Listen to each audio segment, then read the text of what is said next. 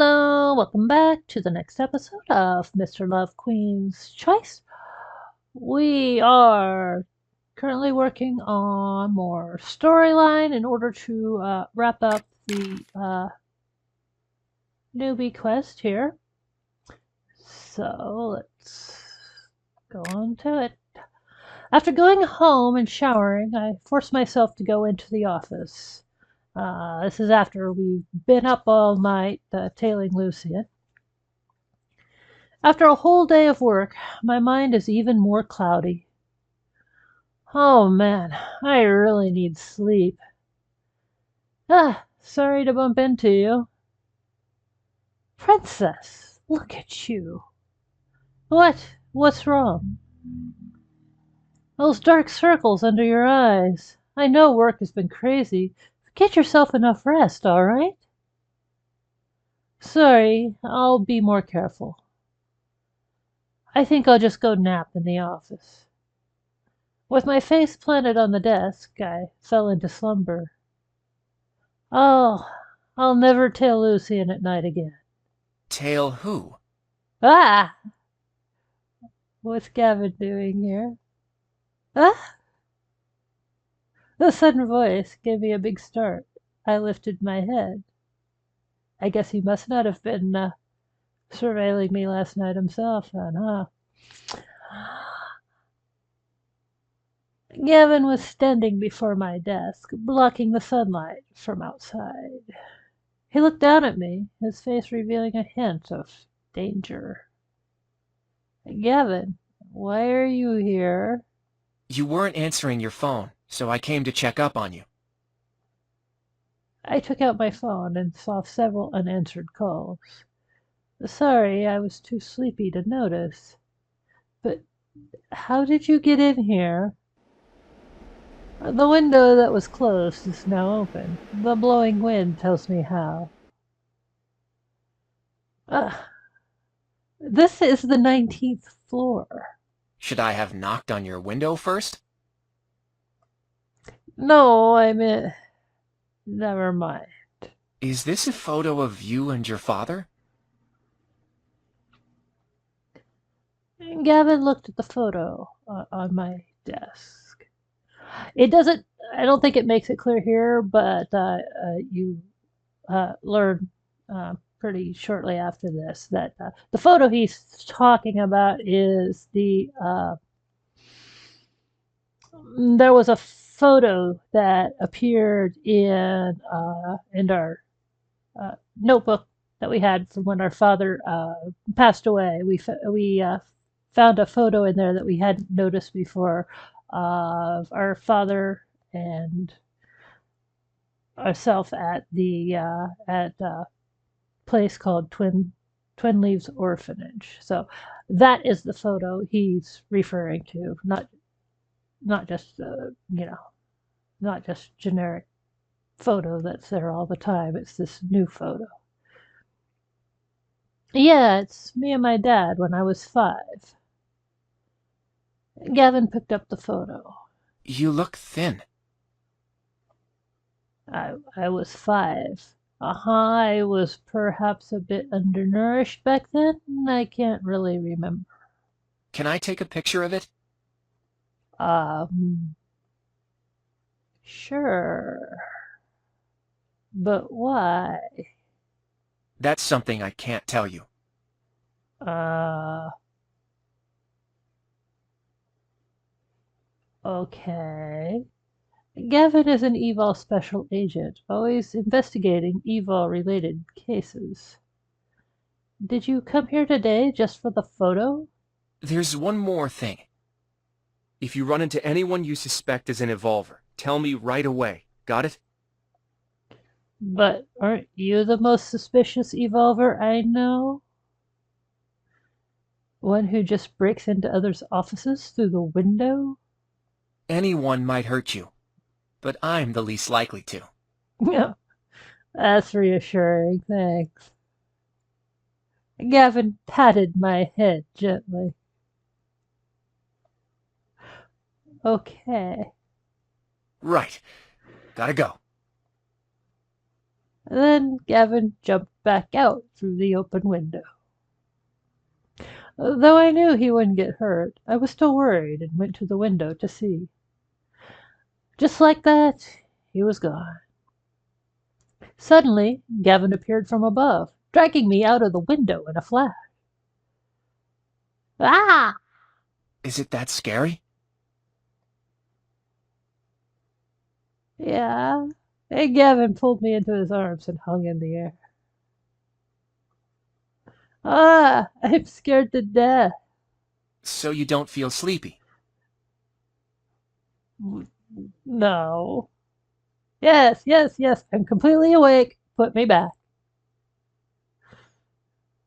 Gavin took me back to the office with a smile. Don't go around tailing people at night. Protect yourself. Come to me if you encounter any danger, all right? Got it. I patted my chest, still scared. Boss, who are you talking with? Willow opened the door and entered. Uh, an old schoolmate. That handsome one who was on the show? Where is he now? I turned my head. Gavin was already gone. And Lucien, what does he have to say? You had a hard time staying awake at work today, huh? Yeah? Yeah, super sleepy. Aren't you sleepy?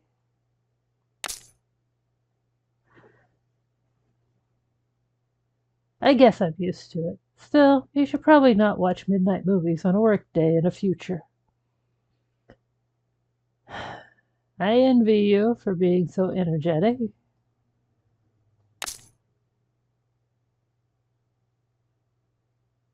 Maybe it's because I do scientific research. I don't feel much different after the midnight movie experience.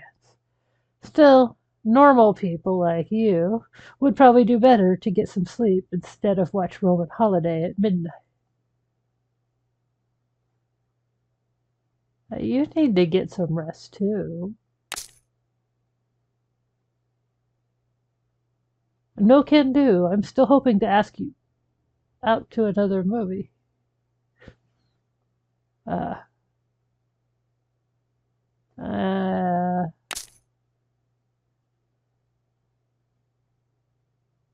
don't worry, not a midnight movie, and not today either. On the weekend, I mean.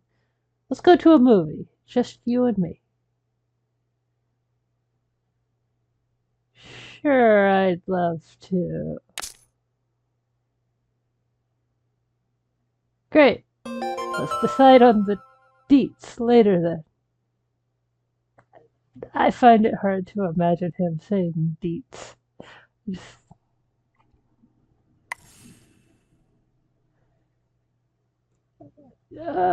Okay, 5-8. Stay focused. We're going to 519. Okay. Oh, sorry, I forgot to read the description there. You need a strict person to time the show down to 0.1 second. Okay, Sherry's the one for the job. Sherry is incredibly thorough, which leads to a flawless show. You want someone to talk to a distributor about showing the program on buses.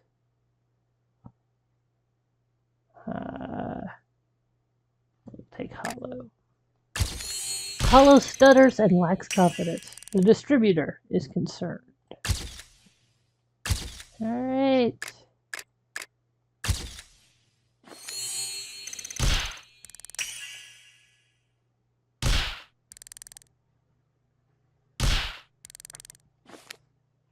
I like a lot of the new songs. Okay, I guess it was a song. Superstar for a week.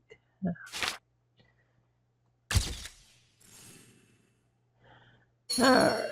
Hang on. Prizes.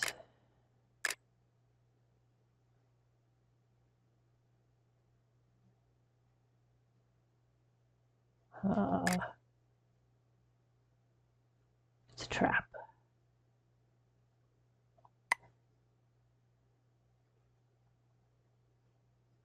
Oh, I'll come back. Okay. 5-9. Let me tell you, the audience is requesting Lucien on the relaunch Miracle Finder, specifically following up on mentalism.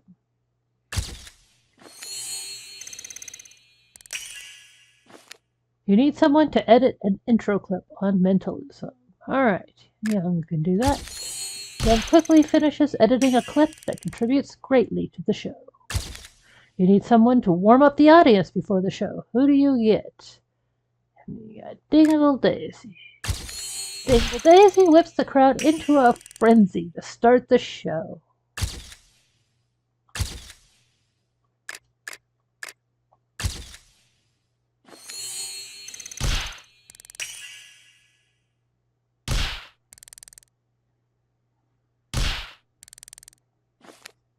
Viewers respond overwhelmingly positive to the show. It's gonna be a mega hit.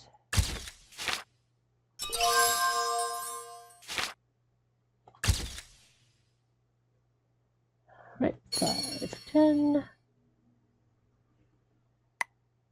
Huh?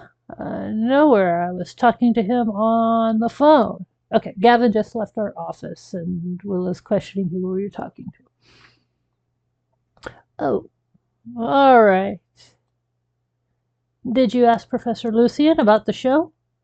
Ah! No. After discovering his colorful nightlife last night, I totally forgot my original intent.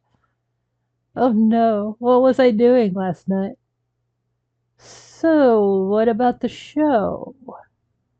My bad. I'll make a call to ask now. I call Lucien's number. The number you have dialed is busy. Uh, I'll go to his research center after work. Go now. All right, calm down, okay? I hurriedly packed things up and left, as much just to get away from the fuming Willow. This is the Bioscience Research Center. Miss, where do you want me to pull up? Oh, we're here? All right. I fell asleep again in the cab. Just pull up to the gate. Oh, wait! From the cab, I saw Lucien standing right by the gate, seeing out an impeccably dressed, beautiful girl. They talked and laughed, seemingly on very good terms. Where should... Just beside the man there. After Lucien said goodbye to the girl, he took out his phone to make a call. The cab stopped beside him. He seemed to look at me, and I quickly rolled up the window. Hi. Of course I remember. I'll call you right after work. Yes. I'll be right there. See you soon. Sounds like a date. But all my calls were ignored.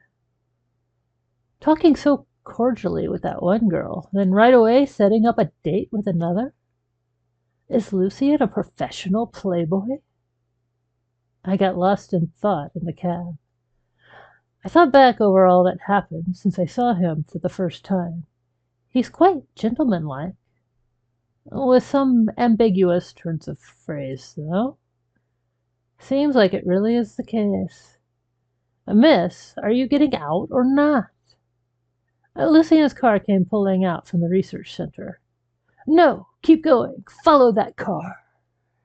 The driver wanted to say something, but when he turned around and saw my face, he started the car. You mean that car? Yeah, follow it.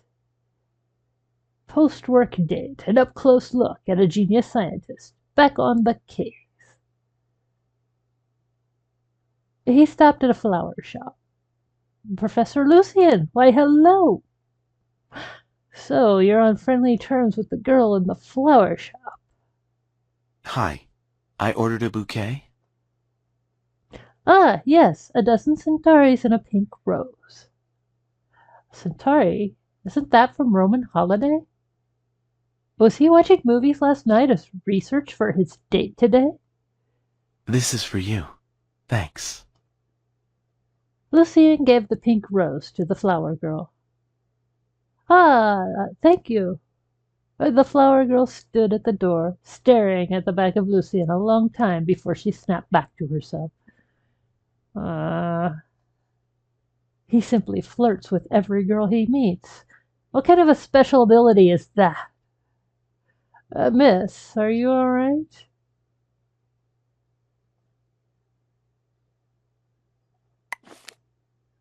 Hard Knock Life. You're making a video about Lou Gehrig's disease to urge help for the victims. Difficult, for it has to be scientific, too.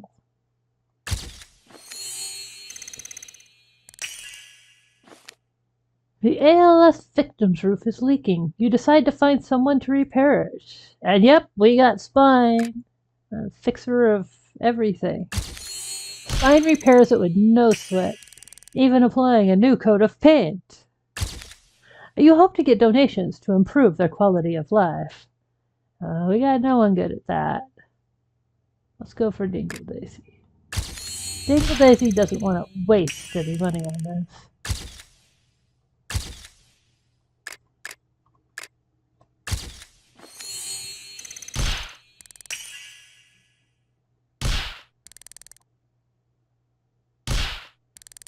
Looks like this Gavin card's coming up a lot. I should probably level it up.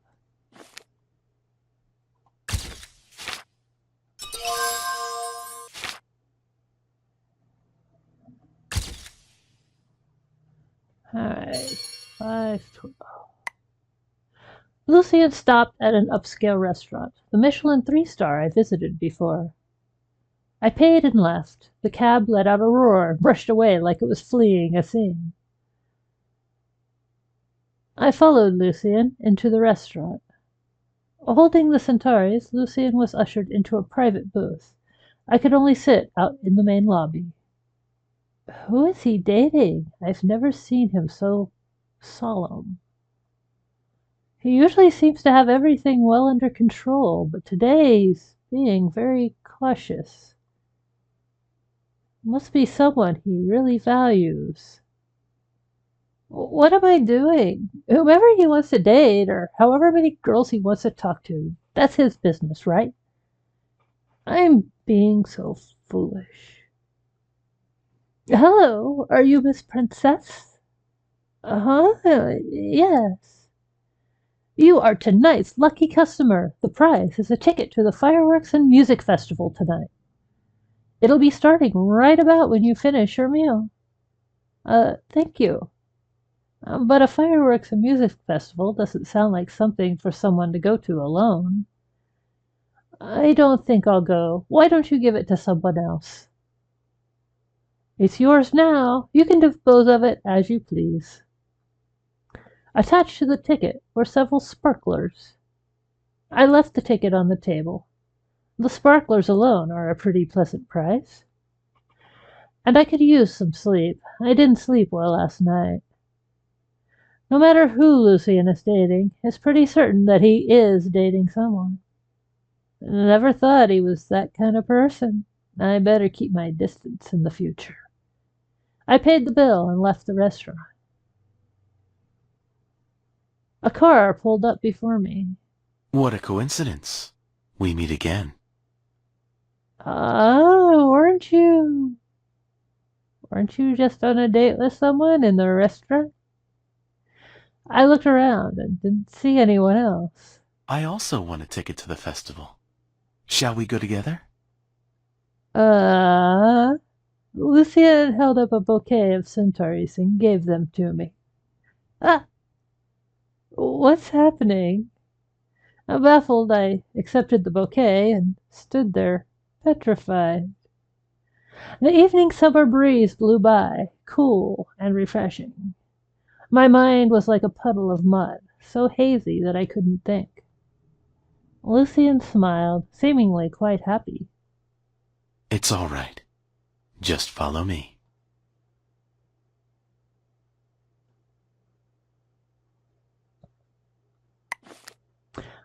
Ancient Essence. Goldman refers you to projects that scour the land for skills on the verge of becoming lost.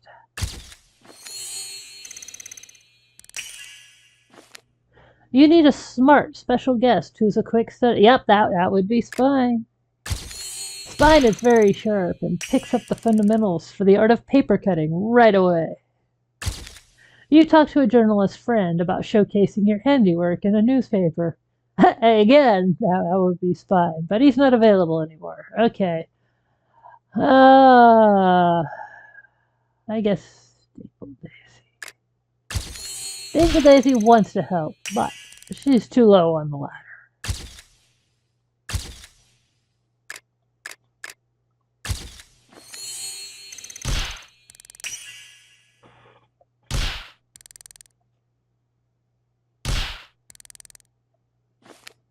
Hope they won't be lost and get passed on to future generations.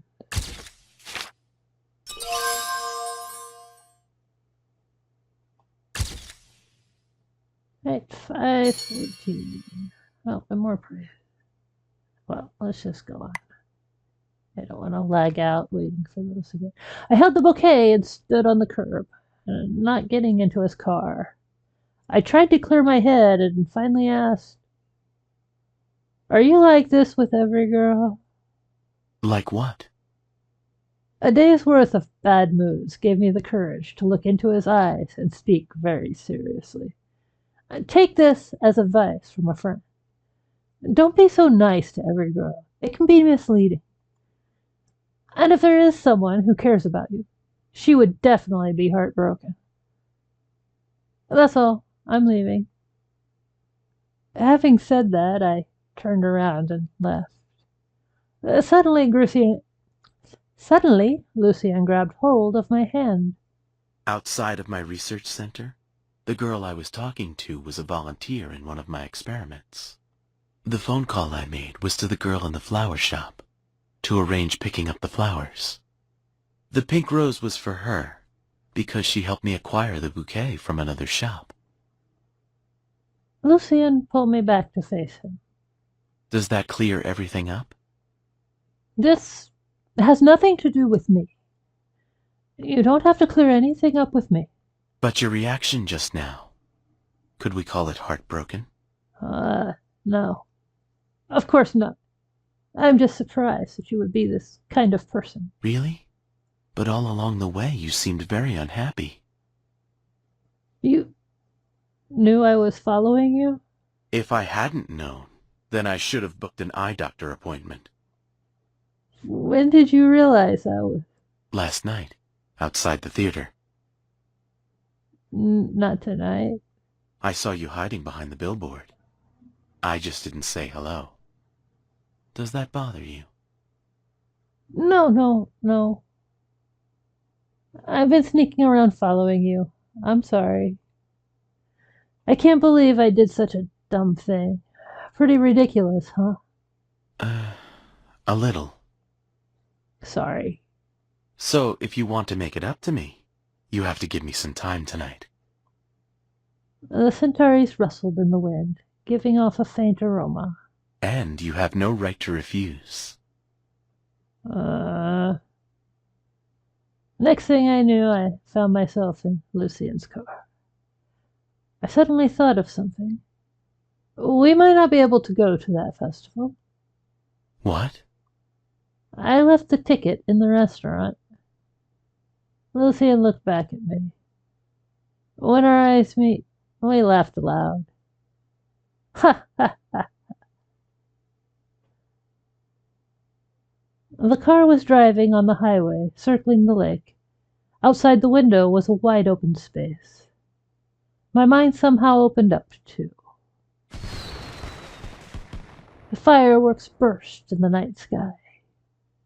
The sparkles fell onto the lake, and music came wafting across the lake's surface. It started. Look over there. How beautiful. We stopped by a patch of grass beside the lake. The fireworks were on the other opposite shore. It was remote, like a dream in a crystal ball. Lucien, how do you know this place? It's a bit out of the way. But it feels so good having the whole bank to ourselves. I stepped on the grass and couldn't help running and jumping. I turned back and looked at Lucien. He leaned on the car and lit a sparkler. The faint fire cast a gentle light on his face. I walked toward him and kindled one too. The little dancing fire lit up the small world in our hands. I held the sparkler before my eyes. It was a fireworks show as grand as that beyond the lake. It's been quite a long time since I watched fireworks. Do you like it? Yeah, you? They're nothing special. Is that so? What matters is not what you're watching, but who you're watching it with. Isn't that how the expression goes? I turned around and found Lucien had been looking at me, his eyes twinkling in the light of the sparkler. The glimmer in his eye quivered faintly, hard to make head or tail of. And I don't know why, but I felt no warmth from that light. Lucien, do you go to so many strange places every night? The question had been hovering in my mind for too long. I jumped on the chance to ask it. You think those places strange? Well, I don't mean that. But you went to so many places and stayed only a while in each. It wasn't for fun, was it? What do you think I'm doing? Well, I have no idea. Could it be observing human behavior? Mm-hmm.